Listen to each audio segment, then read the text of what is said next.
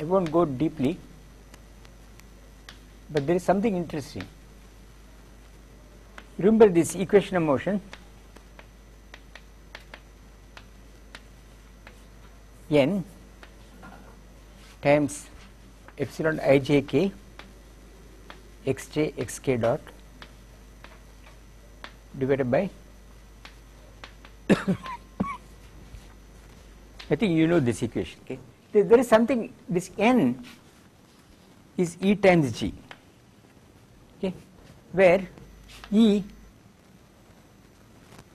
is say particle or charge E, G is particle of monopole or charge G, right, and X is relative coordinate.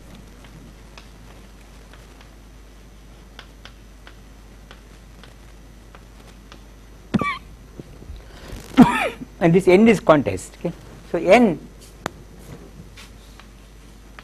is quantized. Now something happened later due to Zwanziger and Schwinger,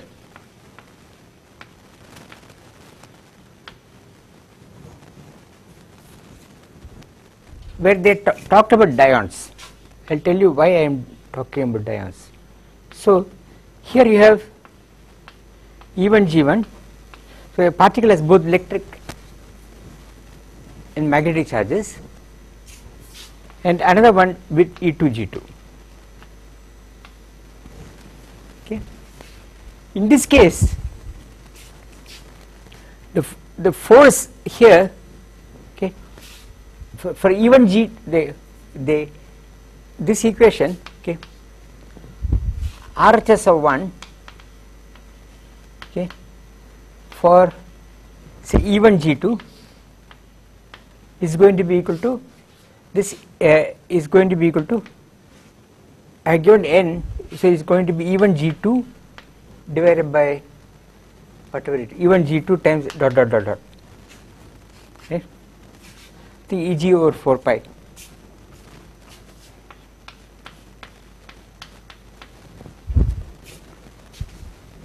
It will be E1 G2 over 4 pi dot dot dot.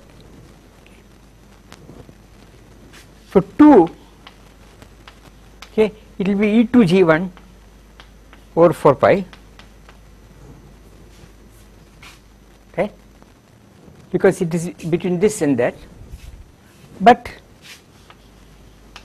okay, one changes sign, RHS, no sorry, left hand side changes sign,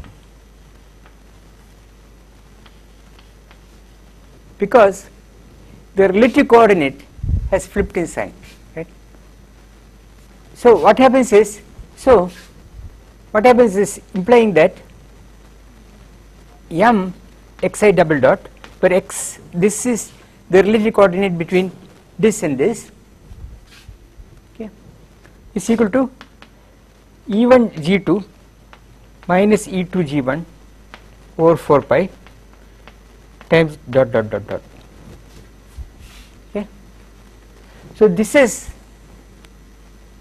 changed character. Okay. This is a antisymmetric product of E1 and G2, E1 G1 and E2 G2. In fact, it is a symplectic product of the two things, right? Epsilon I. So this is what you get. So what you are going to get is E1 G2 minus E2 G1 over 4 pi is going to be in integer, not E and G. Okay. This doesn't mean, for example, if I have no, this means, for suppose now consider, for example, okay, say E1 G1 equal to 0, so it's a pure charge, and you consider magnetic monopole, something with electric charge and also a monopole charge, okay, and apply this condition, you will find that G2, even G2 over 4 pi is integral. Even G2 over, it does not say anything about E2, right? No condition on E2 at all. This is, in this case, is completely unrestrained. Okay, here. Now, what Witten did was to notice that this charge here is not restricted at all because of this for dions. Then he considered what happens, okay, if I now do something different. Okay.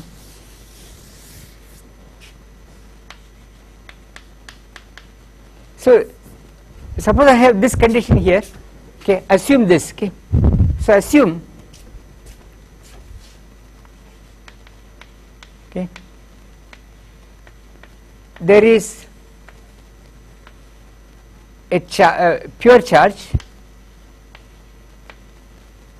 okay, even 0, which implies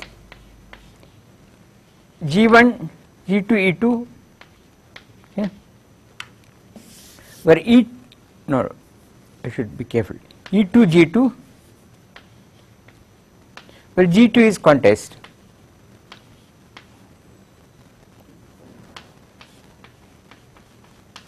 Is some integer. Now suppose there is another one, suppose there is another monopole, okay, suppose there is another dion, assume another dion,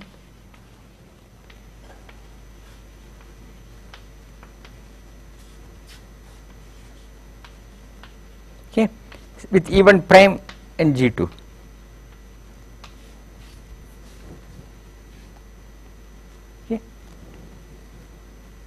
He assumes.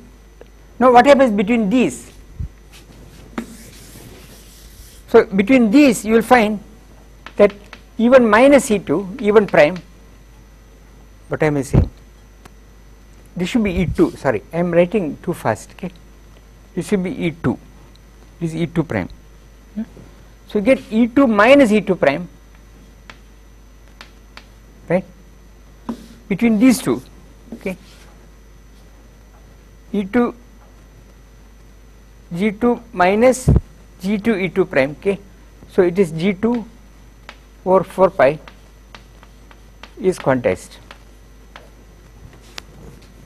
right. So what happens is that if I have in this situation like this, the difference between the dionic charges is quantized, but each can be shifted by, so okay, we can have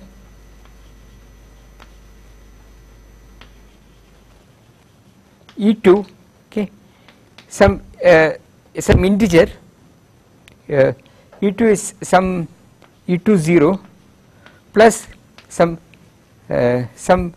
psi, okay, where E2 0 is quantized as above.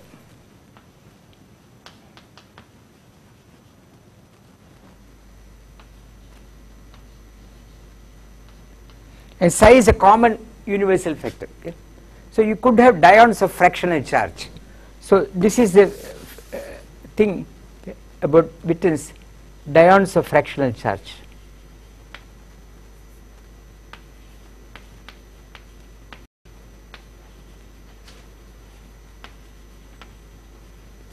And QCD theta vacuum.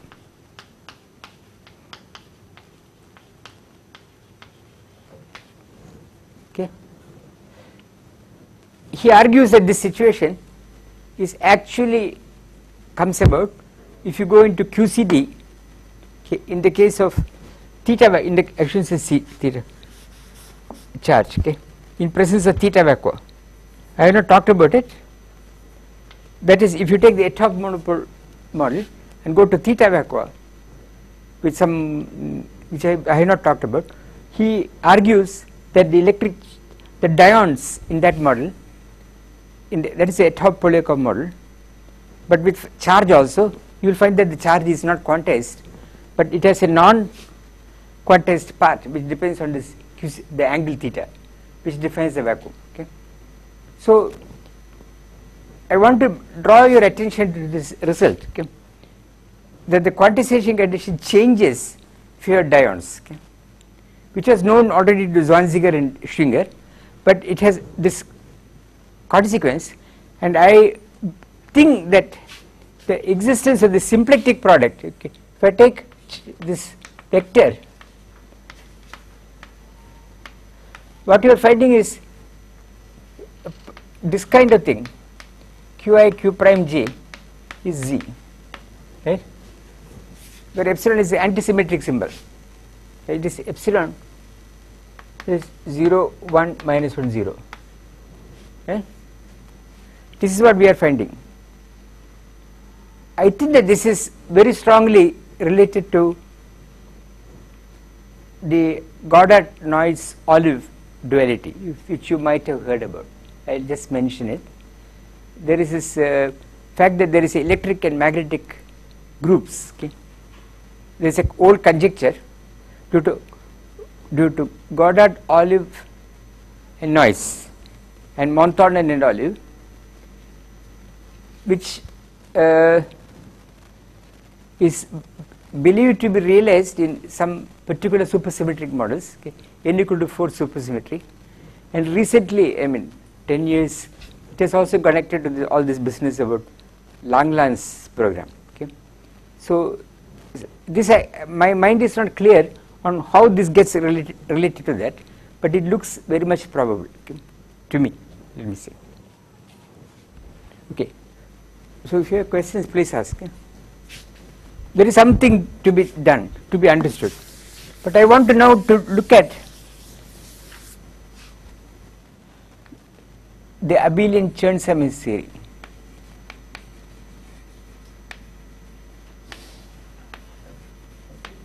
So I am going to go into quantum field theory, and this will bring out some of the interesting aspects, okay, of treatment of constraints in quantum field theory, which is highly non-trivial. Okay. So I consider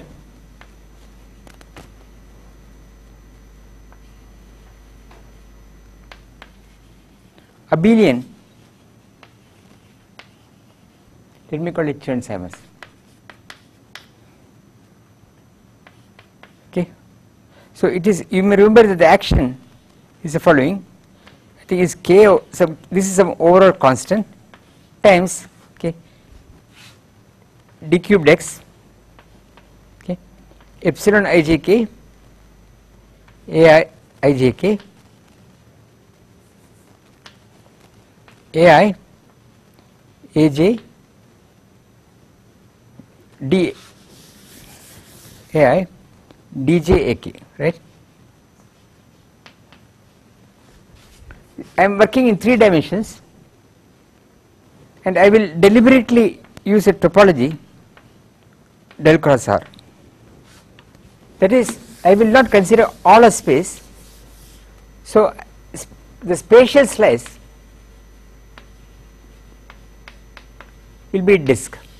Well, it looks like a disk, let us say a circular disk. Does not matter whether I write as a circle or whatever, because this object has no metric. Okay. This is my whole action.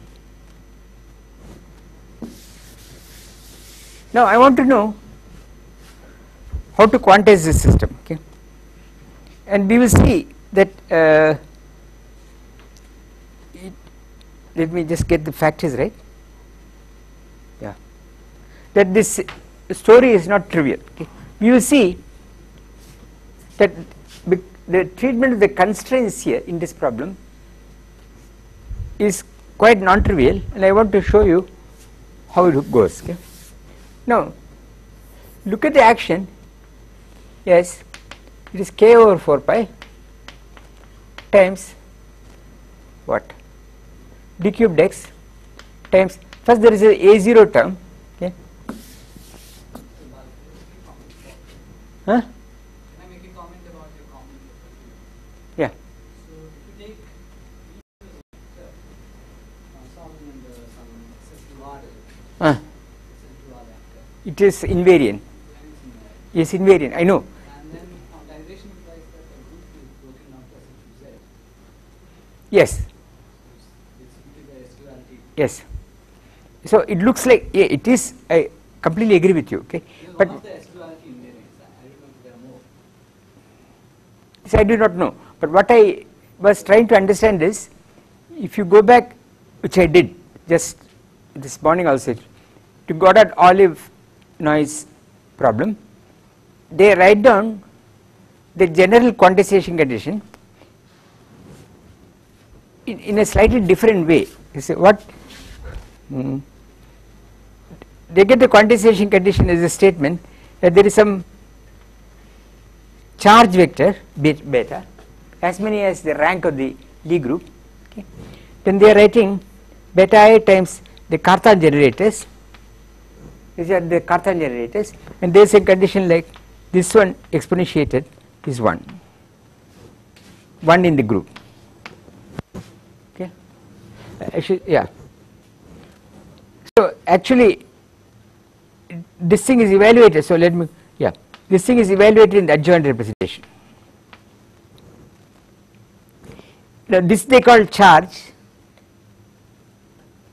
whichever way it is, and this they call the magnetic charge. This they call electric charges, magnetic charges, and you can see that this being 1 is some condition on to exchange the two. The spectrum of this in adjoint representation. So this will be the weight. This will be the root vectors of this.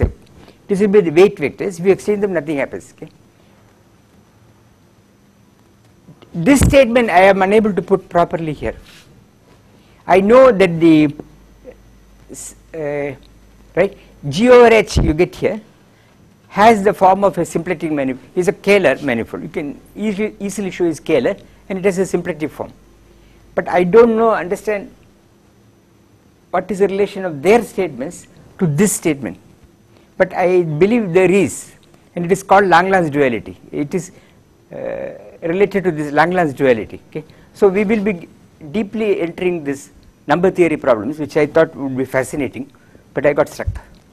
Okay. Now, but your remark is absolutely good, because this epsilon is this SL2 will determinant is 1 for SL2, so the epsilon is invariant. Okay. So any SL2 transformation, what he is saying is, if I take this EG and I apply any 2 by 2 transformation where this S belongs to SL2R, right? This thing is not changed, but there is a quantization condition. So this has to become SL2Z. This is what people call as the S duality in string theory. Okay? That's absolutely correct. Okay? But it is implicit already in this work of old work of Schwinger and Zwanziger. Okay? So here, if I look at this expression here, there are two things. Okay? One is you get epsilon AB, let me call it DAAB, right, plus another term, okay, which comes from D0. So let me write epsilon AB AA D0 AB.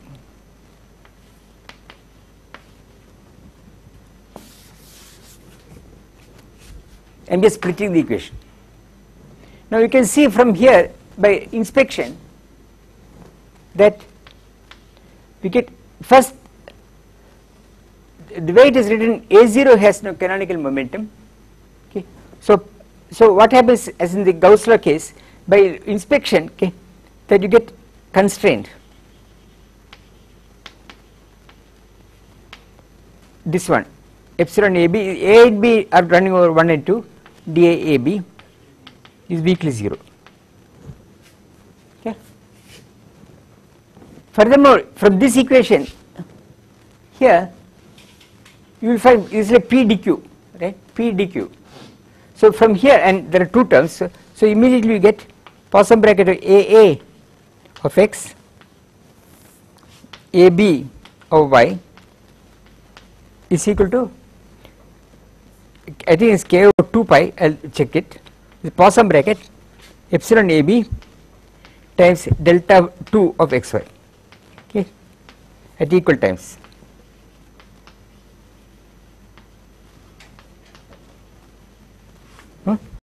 I just want to get the factors right.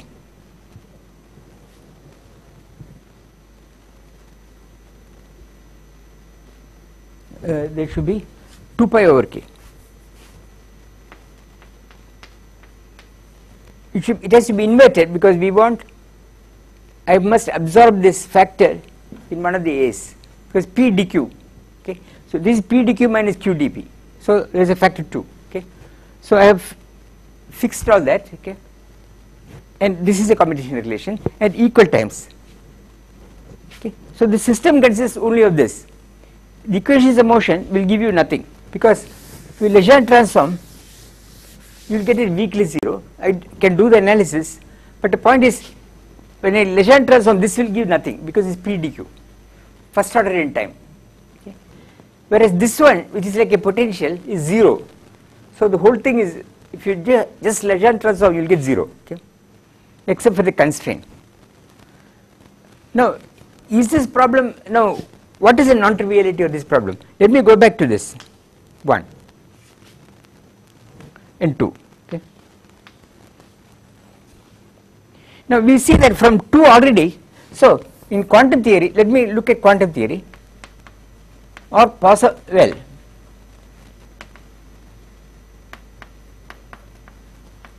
I am going to get again epsilon AB dA AB is weakly 0, and I have to understand what this is 1 prime.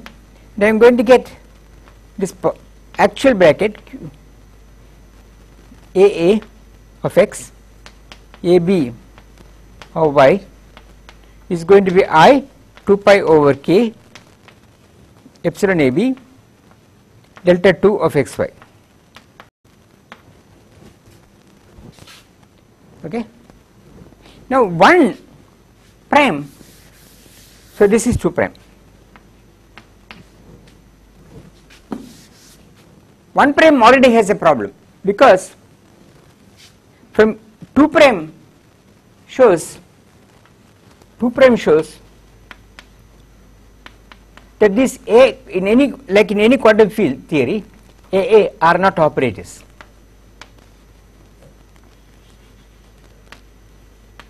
On a Hilbert space.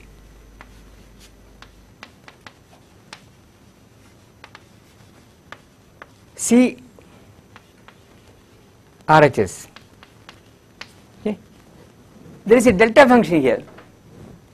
Delta function is no operator on anything, it is a distribution.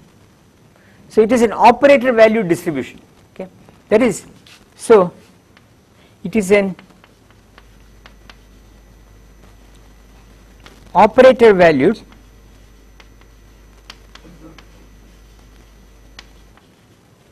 distribution, okay. So I had to smear it with test functions to get anything sensible. So I go back to 1 prime, okay. 1 prime involves a derivative. So if your derivatives are distributions, but in 1 prime there are derivatives of distributions.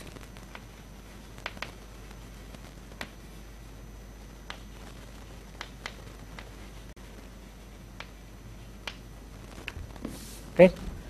But the only way to understand them as is by using test functions and transfer the derivatives to test functions. So must be understood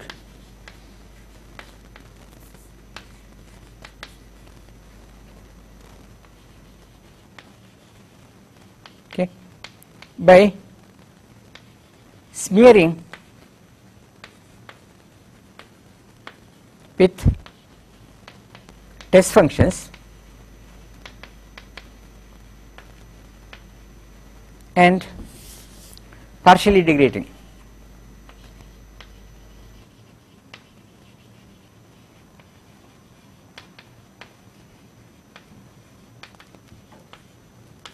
call it like test function lambda. Okay, so I will write. So write g of lambda, which I will write as sign is less important. Where is the constraint 1 prime? That is there. So I will write this as k over 4 pi, k over, well, it does not matter. So it is, I will write this as epsilon a b, okay, times d2x times dA of lambda d ab is 0, okay, weakly 0, but lambda is a test function and this is integrated now on the disk. But what class of test functions do I, but what class of test functions do I choose?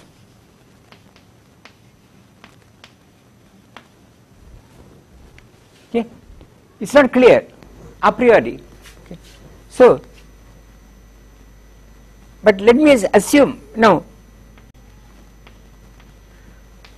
to recover classical equation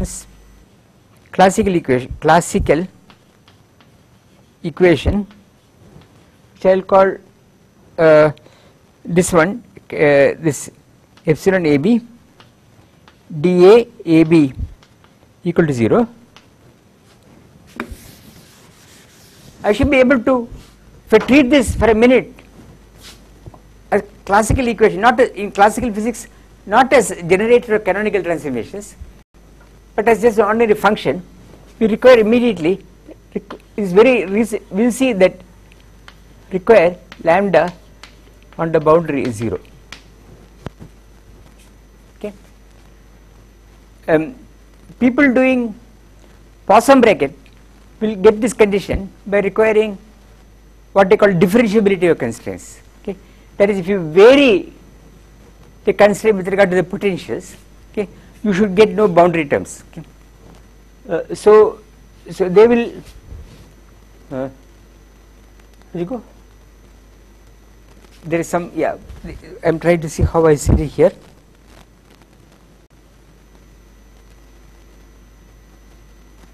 Yeah, they will actually they will start with this object, smear it to test functions, and vary a, okay, and require that when you do the variation, you get no boundary terms. Okay, you can do partial integration, which will again give you the same condition. Okay, but I have tried to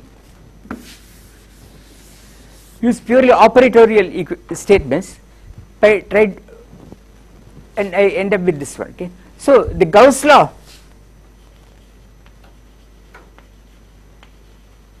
is the following thing, which I will call G of lambda is this thing, epsilon ab dA of lambda ab, where d2x, okay, where lambda vanishes at the boundary. Okay. They put some condition on lambda at the boundary. Now, is this, what happens? Are G lambda first class?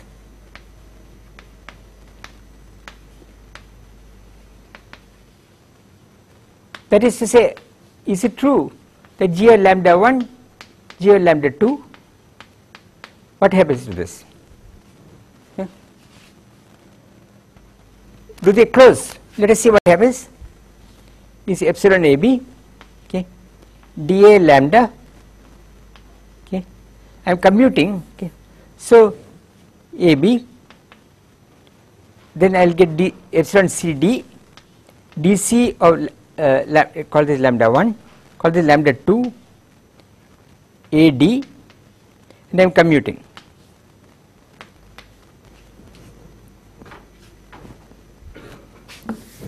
Okay, but this commutator we know, ab with a, this is d. This with this we know, so this is equal to epsilon AB, and here there are two integrations, d2x, d2y.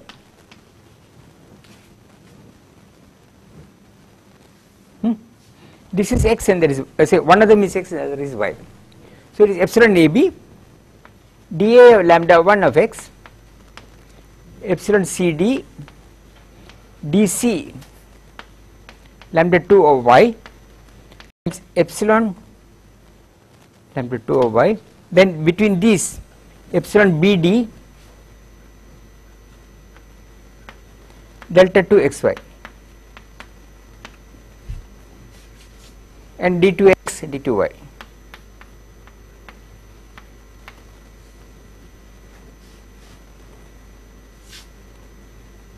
I hope I got all the, so get BD, so delta AC, is it true? I should not get, I should get that, I should get, let me see, I will tell you the answer I should get. I should simply get d lambda 1 wedge d lambda 2 on D. So I should get the, let me see, A and C should be antisymmetrized. BD is correct, what I got. This epsilon BD, okay. So this with this will give me delta AD, okay. So I get delta CA, so get antisymmetrization. So this is this is proportional to epsilon AB dA of lambda 1 dB of lambda 2 d2x. This epsilon will hit this to produce a delta, leaving one epsilon which antisymmetrizes these two. So you get this. Okay. But this is nothing but by partial integration and Stokes theorem is 0, right? So this is nothing but d lambda 1 wedge d lambda 2. Partial integration is 0 has lambda, say anyone lambda 1 say vanishes at boundary. So when I partially integrate I get 0. So this is G is from a first class system. Okay. So this implies G lambda first class.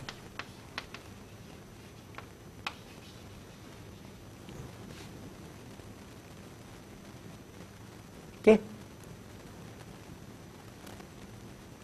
Now let me do another thing. In this model there are charges. You should see that even the definition of electric charge arises out of a mechanism like this. Okay. What are the charges? I will define them by, it looks exactly like the constraint, but the test function space is changed. Okay. So I define this to be q mu. It will look exactly like what I did, d2x, okay. Epsilon AB dA of mu AB, okay, where okay, mu at the boundary need not vanish.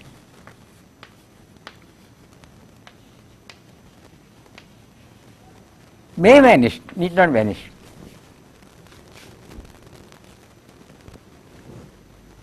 This object is also well defined because I am provided some technical issue doesn't arise which does not here, as making a operator value distribution with a test function. I am not taking derivatives of, by the way, people doing this kind of activity call them as weak equations. Okay. Even when you solve partial differential equations, okay, they don't think of those equations like something acting on ordinary functions. They take all the derivatives and put it on test functions, they smear them. Okay. Even in ordinary elliptic differential equations on a disk, in electrostatics, if you look at Keshavan's book, you will find this all over the place. Okay. So it is in that sense, so these are called weak equations, and we are dealing with weak equations. Now first thing is, okay, is Q mu 1 an observable? Is gauge invariant? Okay, that is it gauge invariant?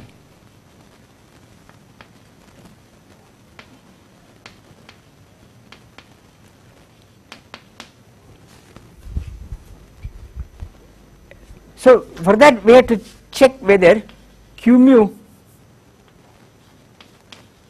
with G lambda,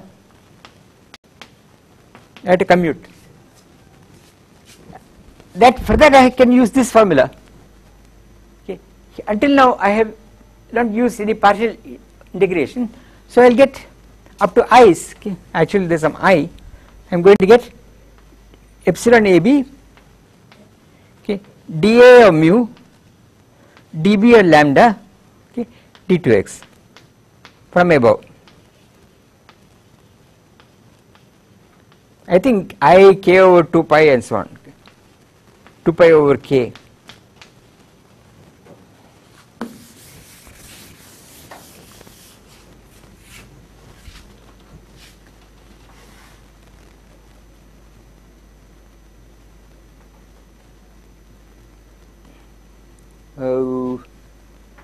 I am not sure about 2 pi over k. I am writing here k over 2 pi. Let me follow the rules. Okay.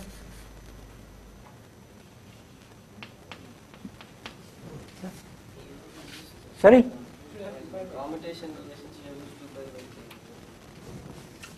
There are some, I will tell you why you are right. K over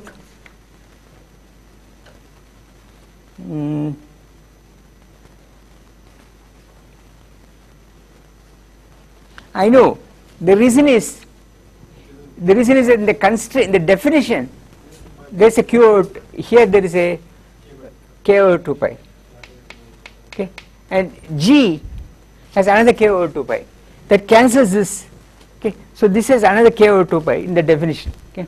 So I am normalizing G of lambda, okay, as q of lambda.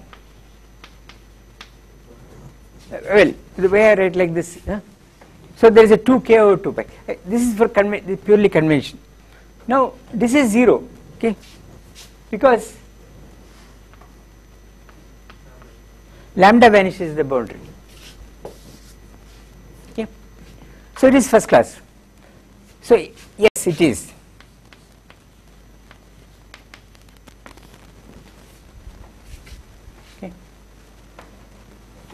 So there is some algebraic structure left over at the end of the game.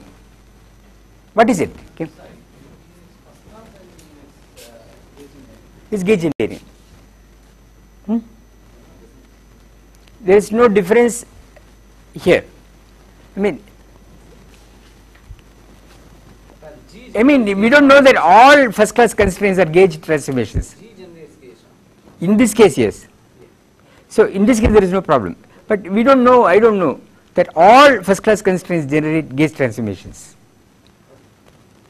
I thought it was important that lambda vanished on the boundary for G to be a constraint.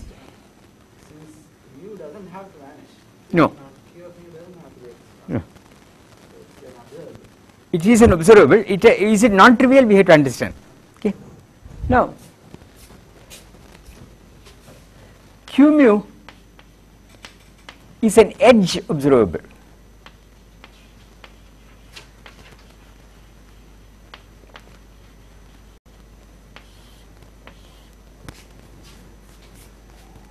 Okay. Why?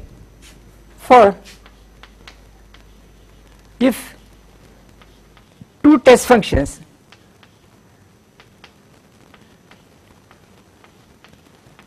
agree on the boundary, then Q of mu1 minus mu2 it vanishes at the boundary. Okay. So this is a so where mu1 2 is a lambda, so this is 0. Okay. So all that is left here, so this is an edge observable, because the way you extend the test function to the bulk makes no difference. Can be completely parameterized by the value of the test function at the boundary, but you cannot fix a gauge. Okay, there is no way that I can.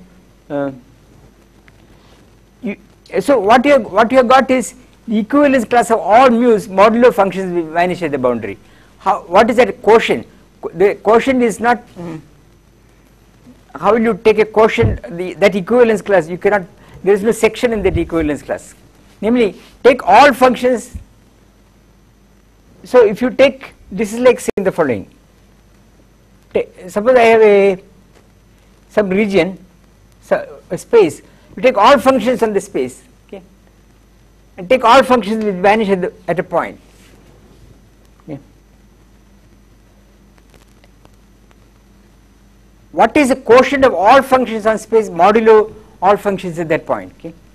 What is something that is sitting there, okay, but what is it? There is no such thing in the space of all functions. There is no such thing, okay, which has some value here and nowhere else. Okay, there is no such thing. Okay, so you cannot take a quotient. Now, what is q of mu1? Also, let me look at q of mu1 with q of mu2.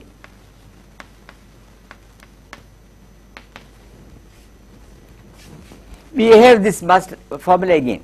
So it is going to be I k over 2 pi on disk, okay, times d mu1 h d mu2.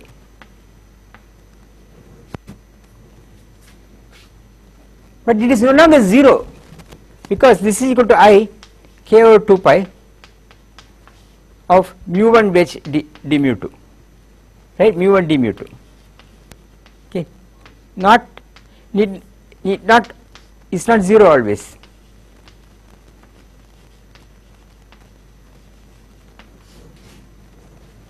So we are suddenly finding something sitting at the edge, okay, which is a non-trivial algebra. They don't even. It is some. It looks like a Heisenberg algebra, but not quite. I'll tell you what this algebra is actually.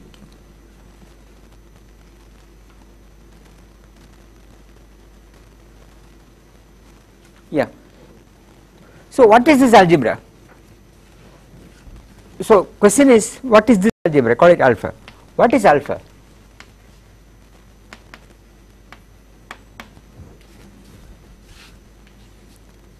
So let me show you. Okay. Suppose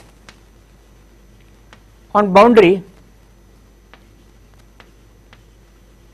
okay, we have a massless scalar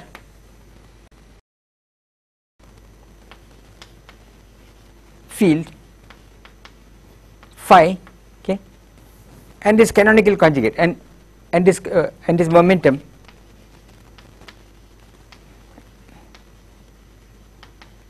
phi dot, okay.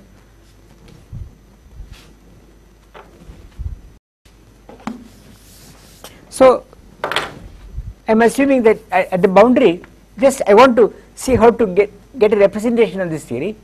So I am writing f of x, phi dot of y is a I times, let me write it as theta prime delta of theta minus theta prime, okay, at fixed time.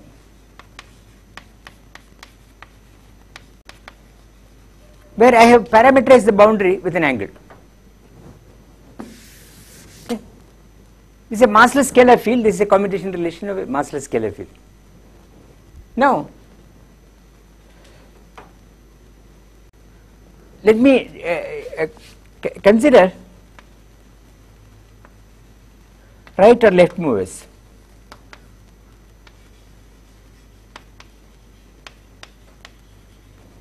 So I'll write phi plus minus of theta, which is let me write carefully. This is phi dot plus or minus phi prime of theta. If you can put, if you want, you can put velocity factors. Never mind. Okay. As you well know, a relativistic massless scalar field phi, this equation you cannot. It is not possible to quantize because of infrared divergence. But this phi dot and phi prime you can quantize. This is this result of Coleman, that there is no phase transition into 1 plus 1 space time. Okay, because a massless scalar field like phi does not exist in one space and one time. You will get divergences like in the, when you write mode expansion, you will get terms like dk over k. Okay. And that has a logarithmic divergence. So all correlators start diverging for this phi. Okay. But if you take phi dot and phi prime, it's okay. Okay. They are the currents. So these are the left and right moving currents I am writing. Then you check that the following equation is trivial, that mu1 of theta, okay, I am writing, say this should not be written, it should be written like this, t plus minus, sorry, should be d plus minus, then you write d plus minus phi of theta mu2 of theta prime, well, theta prime d plus minus of phi of theta prime equal to plus or minus 2 times mu1 of theta d mu2 of theta. It is on the boundary d theta. See, theta is going from 0 to 2 pi. So the left and right movers commute. Left gives you one sign, right gives you the other sign, and you get this. This is the same as this up to factors. Okay. So the algebra we are getting is the algebra of an abelian current algebra. Okay. So we are getting an abelian current algebra at the boundary. So we are getting an abelian current algebra U1 Casimir algebra, current algebra or a Casimir algebra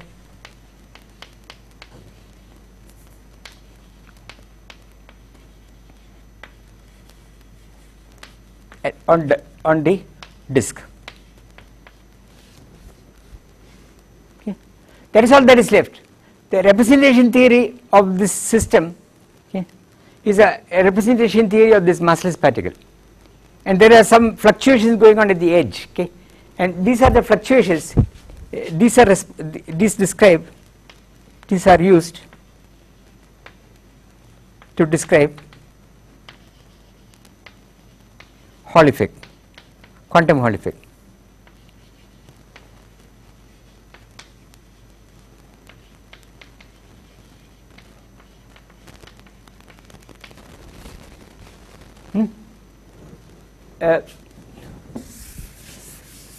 Let me I'll come back to this for a minute, but let me just so the treatment of the constraint has proved to be very important. Okay. If you don't treat it correctly, you lose everything. Okay. Now it is also true that now we can do the following. Okay. Now label Q's by the boundary values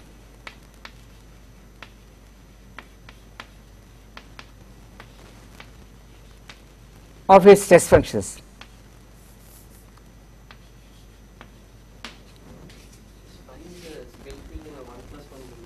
Is 1 plus 1 dimensional field theory.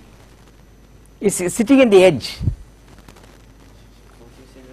It's like R cross D. Of course, time is there. Okay.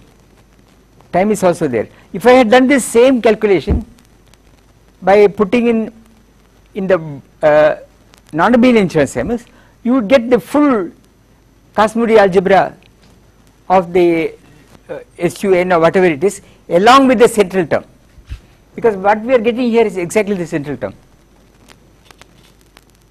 Okay, if you may know, let me write down, you will see what I am saying. Okay.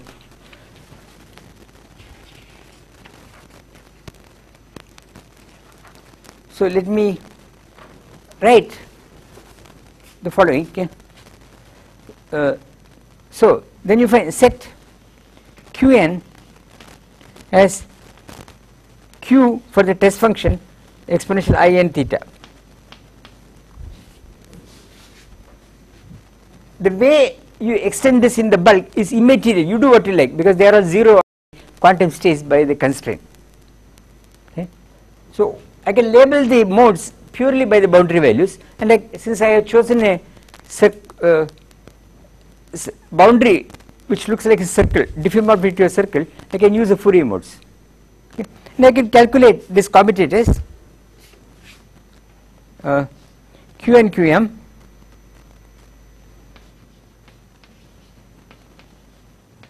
and I get n times k times delta n plus m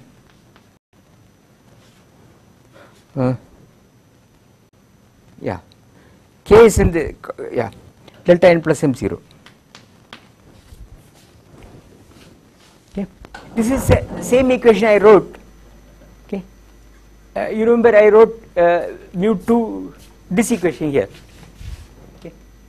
The extra I comes from this d mu 2, and the Fourier transform gives another 2 pi which cancels this, and sine I think is okay. So this is the, we know how to solve this. These are the creation and annihilation operators of a massless scalar at the boundary. Okay. After you take the derivative, so you take the phi prime, not a scalar phi, exploit it in the usual way, but take phi prime and write commutators, you will get this. Okay. So this is giving you, this is abelian Cosmodee.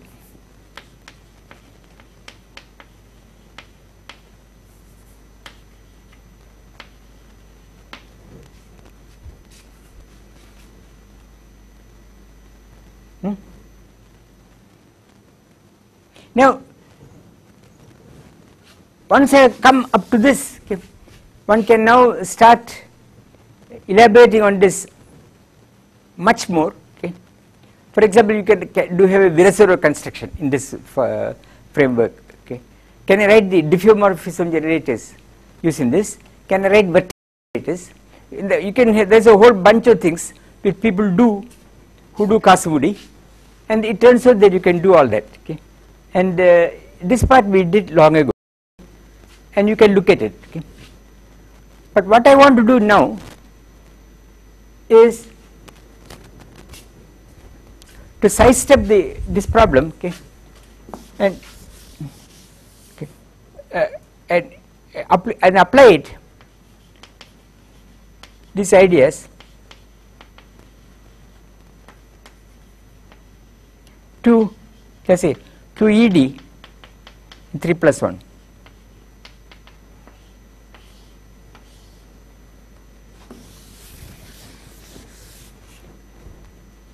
Now here, so the question is, in QED in 3 plus 1, the Gauss law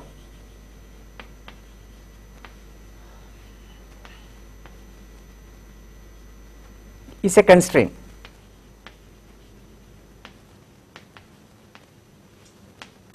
So what I mean by this is, this object here, divergence of EI, electric field, okay, plus the current J0 is weakly 0.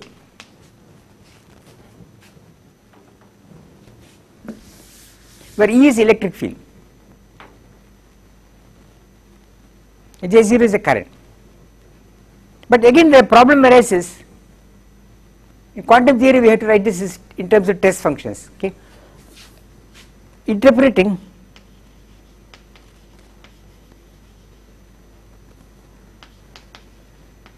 using test functions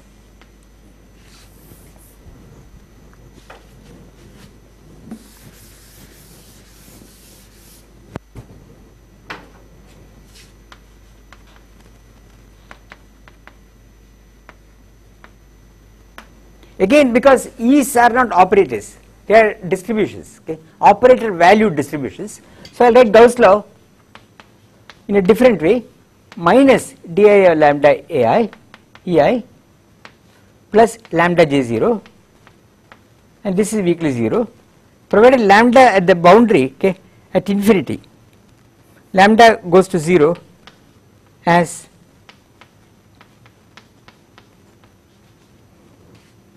sufficiently fast. Otherwise, if I don't put this, you will not get the classical Gauss law equation, because I will not be able to do partial integration here. So the requirement of classicality, I am making a, at least I don't know of a better argument, let me put it this way. I want to put conditions on lambda at infinity, and the only way people doing symplectic geometry, like Abai for example, they will look at differentiability of this one smeared with lambda, and they will find that this lambda must go to 0 at infinity. Okay? But using some activity with symplectic geometry, in proper definition of Poisson brackets, here I am just using the fact that these are operators, so I better write that as in this way. But once I write this, I want to also recover the classical equations, so I require that this lambda goes to 0 at infinity. Okay, so I get this. So this is the form of the Gauss law. But what is charge?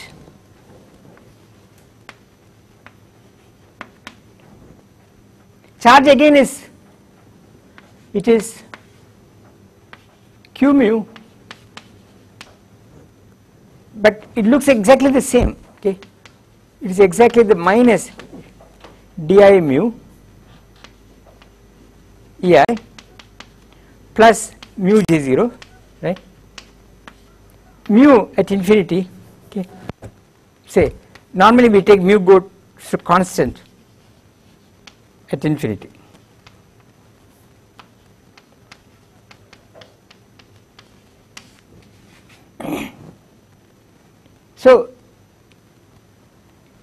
So again, you can take any constant value. I'll tell you why I am taking constant. Why don't I make it angle dependent? I'll come to that. Okay. But this is what we normally do. And acting on fields, all that matters is the asymptotic value because of that condition. So this is a charge operator. Okay.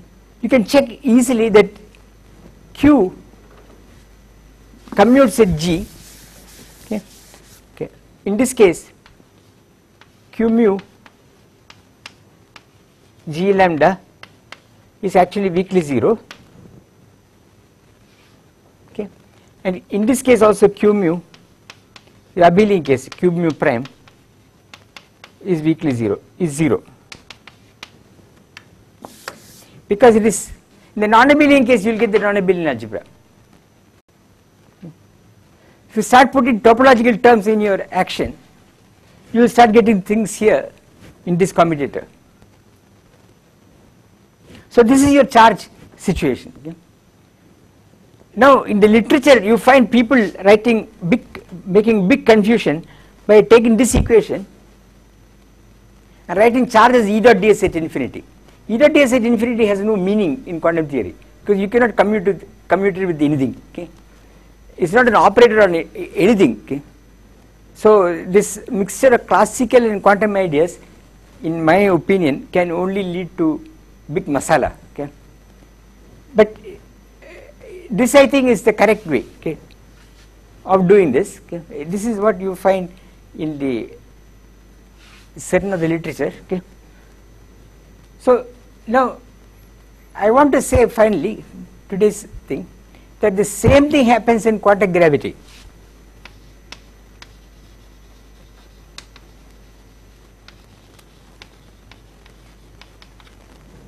because in the quantum gravity case, okay, the diffure constraints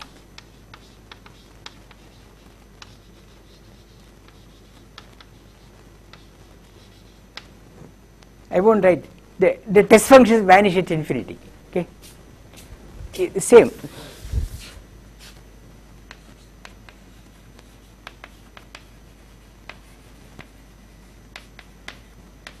Whereas, okay, the ADM generators,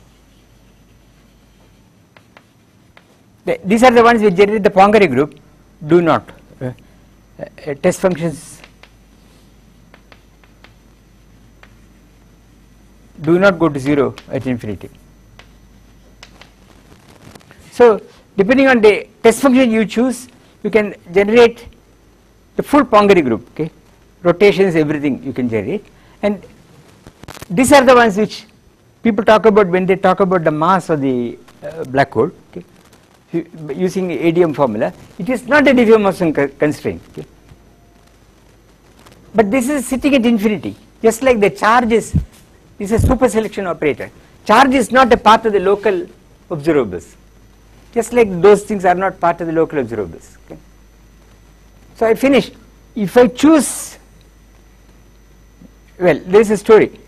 You can ask, why don't I make mu space-time dependent, time angular dependent at infinity, okay. It turns out that if you do that and allow that as an observable in the system, then it turns out that that charge operator where mu goes to angle dependent things at infinity breaks Poincare invariance, rotational invariance, okay. I mean you find that the rotation operator does not act properly on states which the charge operator creates from the vacuum, okay. So you are breaking rotation and Morchio,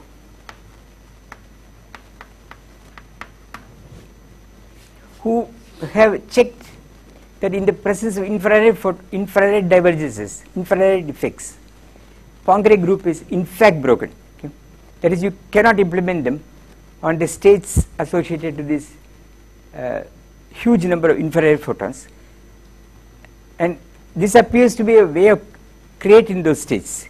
So some of us are now trying to, I think we have some way of setting up models where we can make actually calculations and predict the violation of Poincare invariance, where we include this angular dependent factors, okay.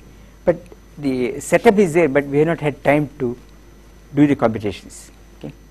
So I can go delve more deeply, but what I wanted to do next time was something which is again relevant, namely this extra dimension. You may know that in the Wess-Zumino-Witten models you get extra dimensions, right? Where does it come from? What on earth is that, okay? So I will show how it comes about.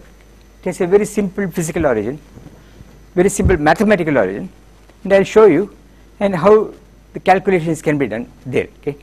So in fact you can even do canonical methods provided you understand what it is, okay. So we will do that and then we will do something else.